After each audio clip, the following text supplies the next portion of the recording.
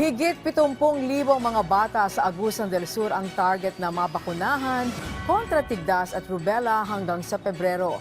Paghihikayat ng Department of Health sa mga magulang, pabakunahan na ang kanilang mga anak para sa pangmatagalang proteksyon. Si Phil Golora ng PTV Agusan del Sur sa sentro ng balita.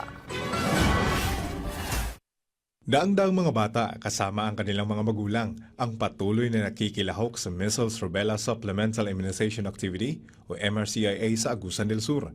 Target ng aktibidad na mabakunahan ng mga batang may edad 6 na buwan hanggang bago mag-5 taong gulang bilang pagsisikap ng pamahalaan na maprotektahan sila laban sa tigdas. Noong Martes, sa ikalawang araw ng aktibidad, bumisita sa lalawigan si Dr. Enrique Tayag, ang dating Undersecretary ng Department of Health at kasalukuyang consultant ng IMA World Health upang magbigay ng wastong gabay sa mga healthcare workers at maghatid ng mensahe sa mga magulang hinggil sa malaking kalagahan ng pagpapabakuna ng mga bata. Hindi lang naman yung mga batang less than 5 magkakatigdas. Pag tinignan namin yung report, pati mga adults nagkakaroon na ng tigdas. Delikado sa buntis yun. So kung walang batang may tigdas, ligtas ang mga nagbubuntis. Yan. So yun ang gagawin mo natin para hindi ko kumakalat ang tigdas. Nagbabala rin si Dr. Tayag na malaking panganib na kinakaharap ng mga batang hindi mababakunahan lalo na laban sa tigdas na maaring humantong sa seryosong komplikasyon. Yung measles o tigdas, may 3 C yun, yung tinatawag natin prodrome, na pag lumabas, malamang sa hindi, magkakatigdas yung bata.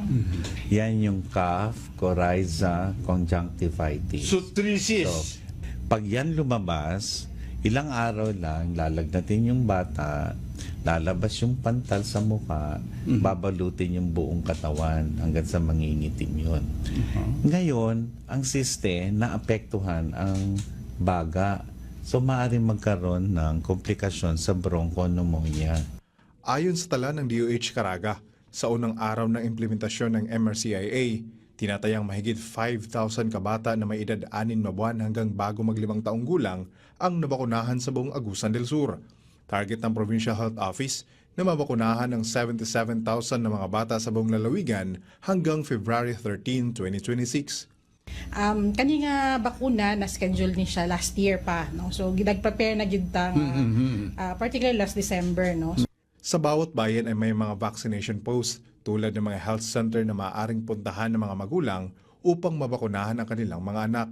Libre ang bakuna at pagkatapos ng immunization, magbibigay rin ng bitamina ang mga health center upang mas mapalakas ang resistensya ng mga bata.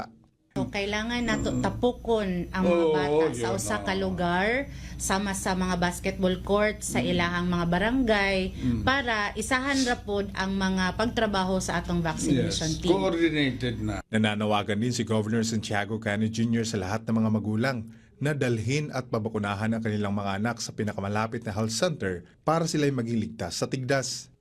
So akong giawhag ang atong mga ginikanan, amahan, inahan, mga guardians ni atong mga bata sa nasangpit nga mga edad, no? O kung wala pa sila mabakunahi sa tipdas, against sa tipdas, palihog dalhan ninyo sila sa vaccination centers nato. Handa ang Department of Health na magdagdag ng supply ng bakuna sakaling maubusan ang lalawigan upang matiyak na lahat ng batang nangangailangan ng bakuna ay mabakunahan. Phil Golora ng PTV Agusan del Sur para sa Pambansang TV sa Bagong Pilipinas.